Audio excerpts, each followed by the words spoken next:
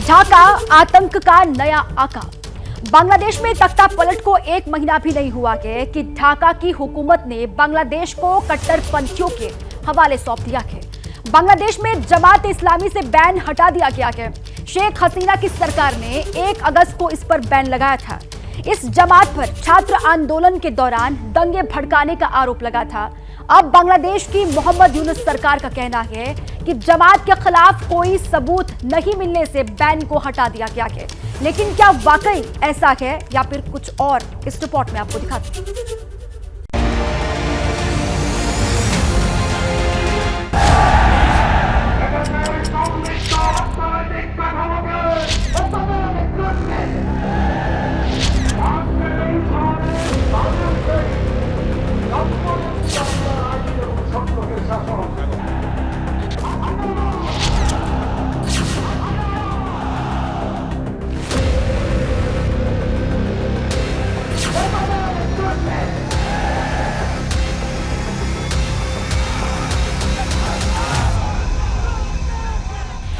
लाहौर जैसा ही हंगामा था, इस्लामाबाद जैसा ही शोर और कराची जैसा ही नारों का जोर था।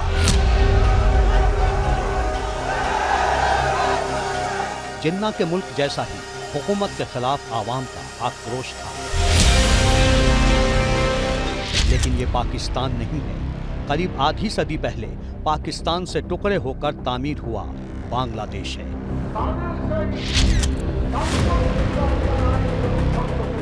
जो पाकिस्तान की तरह ही कट्टरपंथ की भट्ठी बन चुका है, जिसका सबसे बड़ा गवाह ये इंसानी सैलाब है।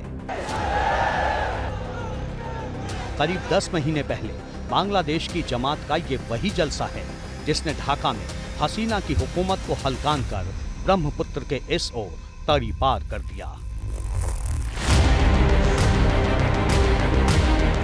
इसी तरह की भीड़ थी जिसने अपने ही हुक्मरानों को दुनिया के सामने तमाशा बनाया, जिसने बंग बंधु की विरासत को खाक में मिलाया और जिसने बांग्लादेश के बेबस हिंदुओं के खिलाफ कट्टरपंथियों का हौसला बढ़ाया।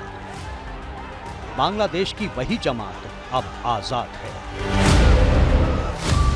बांग्लादेश की सरकार ने जमात इस्लामी पार्टी पर लगा बैन हटा दिया। हसीना सरकार ने 1 अगस्त को जमात इस्लामी पर बैन लगाया था। इस पर छात्र आंदोलन के दौरान दंगे भड़काने का आरोप लगा था। बांग्लादेश के गृह मंत्रालय ने एक नोटिस जारी कर कहा कि जमात इस्लामी पार्टी और उसके सहयोगियों के आतंकवादी गतिविधियों में शामिल होने के कोई सबूत नहीं है, इसीलिए उन पर लगा बैन हटाया जा रहा है। इसीलिए कट्टरपंथ की भट्ठी बने बांग्लादेश से आती हर तस्वीर का एक्सरे करना जरूरी है, वो भी सवालों के साथ। बांग्लादेश में जमाते इस्लामी का इतिहास क्या है? क्यों इसे कट्टरपंथी संगठन कहा जाता है? जमाते इस्लामी का पाकिस्तान कनेक्शन क्या है और क्यों इसे पाकिस्तान परस्त संगठन माना जाता है? जमाते इस्लामी से बैन हटने का भारत और बांग्लादेश के रिश्ते पर क्या असर हो सकता है? बांग्लादेश में तख्ता पलट का सीधा असर भारत पर हुआ है। भारत की मदद से चल रहे विकास कार्य बांग्लादेश में प्रभावित हुए हैं। मोहम्मद यूनुस की अगुवाई में जो नई सरकार बनी है, उसमें कट्टरपंथी ताकतों के हौसले 7वें आसमान पर हैं। यही वजह है कि विदेश मंत्री एस जयशंकर ने पहली बार कहा कि बांग्लादेश में हुए बदलाव बहुत विनाशकारी साबित हो सकते हैं। We also have to recognize that there are political changes and the political changes can be disruptive. सच्चाई यही है। ढाका में हुए तख्ता पलट के महीने भर बाद भी ये साफ नहीं है कि बांग्लादेश का भविष्य क्या होगा। लेकिन जिस तरह से जमात जैसे संगठनों से पाबंदी हटाई जा रही है, उससे लगता तो यही है कि पश्चिम की तरह ही पूरब के पड़ोस से भी सावधान रहने का वक्त आ चुका है। ऐसा इसलिए क्योंकि जमात इस्लामी बांग्लादेश की सबसे बड़ी मुस्लिम पार्टी है। जमात इस्लामी को पाकिस्तान समर्थक पार्टी माना जाता है। जमात इस्लामी बांग्लादेश के संविधान को नहीं मानती। जमात इस्लामी को बांग्लादेश में जमात भी कहते हैं। मुल्क बंटवारे से पहले 1941 में बनी इस पार्टी के संस्थापक थे सैयद अबुल अला मौदवी, जो बंटवारे के बाद पाकिस्तान चले गए और पार्टी के पूर्वी धड़े से बांग्लादेश जमात इस्लामी वजूद में आई। बांग्लादेश के वजूद में आने के बाद जमात इस्लामी पर प्रतिबंध लगा दिया गया। जमात के नेता बांग्लादेश छोड़कर पाकिस्तान चले गए। 1975 में शेख मुजीब की हत्या के बाद नई सरकार ने जमात इस्लामी से सख्ती हटा ली। 1975 में ही जमात इस्लामी बांग्लादेश नए नाम से सामने आया।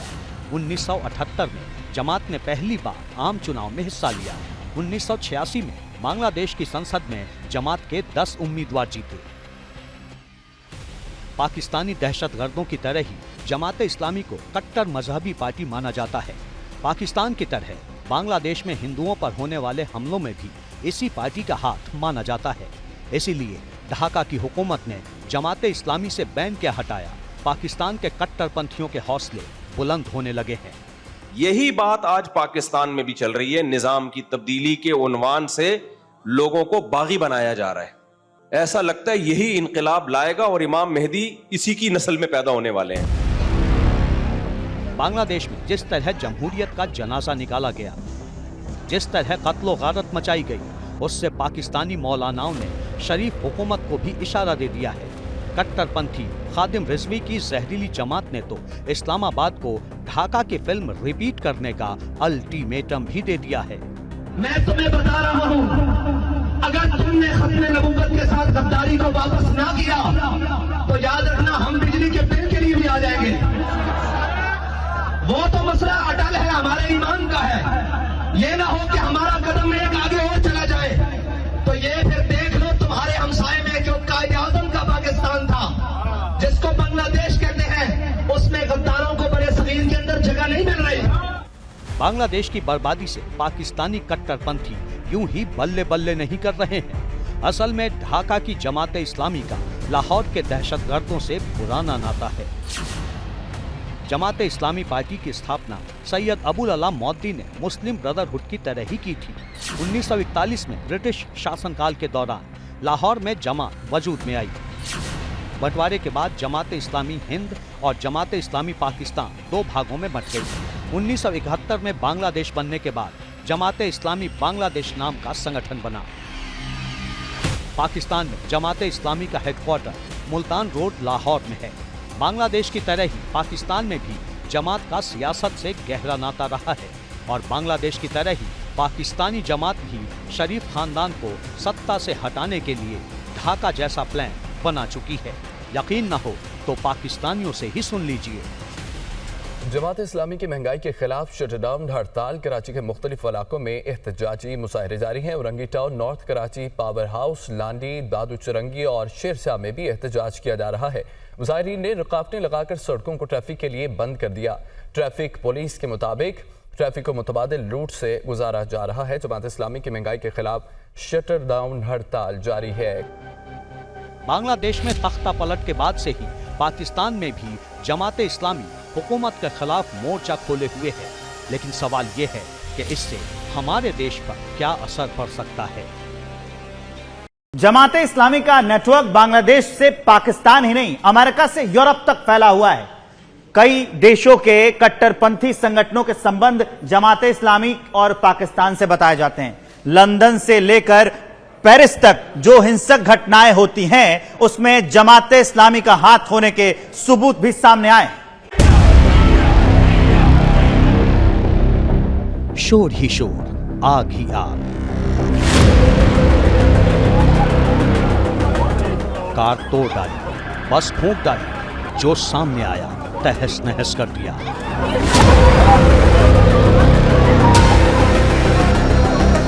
ये सीरिया नहीं है, लीबिया और अफ्रीका का भी कोई देश नहीं है, और तो और लाहौर और पेशावर भी नहीं है। ये अंग्रेजों का देश है।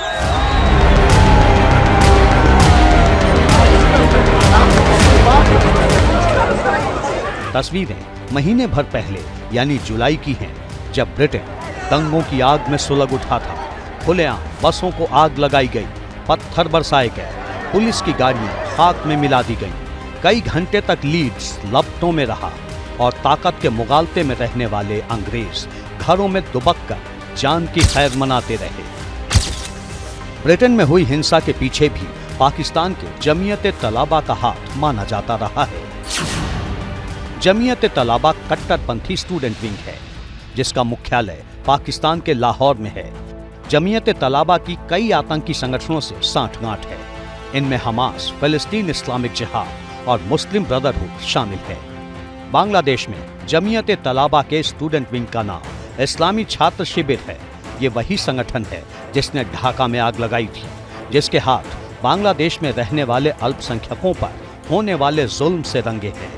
5 अगस्त को शेख हसीना के तख्ता पलट के बाद बांग्लादेश में 52 जिलों में हिंदुओं को टारगेट किया गया। हिंदुओं पर हमले की 205 से ज्यादा घटनाएं दर्ज हुई।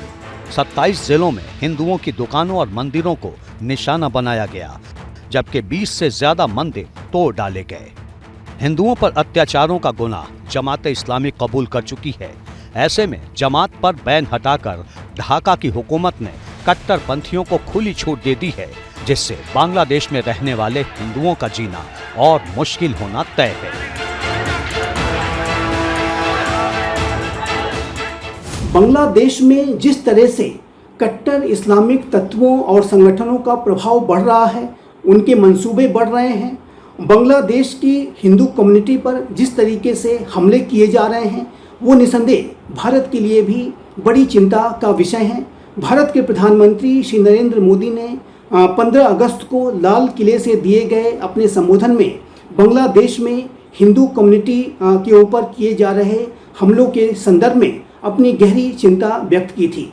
जाहिर है कि भारत की सरकार की बांग्लादेश की स्थितियों पर और वहाँ पर हिंदू कम्युनिटी की जो भी स्थितियाँ हैं उस पर पैनी नज़र है और भारत की सरकार बांग्लादेश की अंतरिम सरकार से लगातार इस बात की अपील कर रही है, उन्हें सलाह दे रही है कि वो जो सरकार है वो कट्टरवादी तत्वों पर लगाम लगाएं।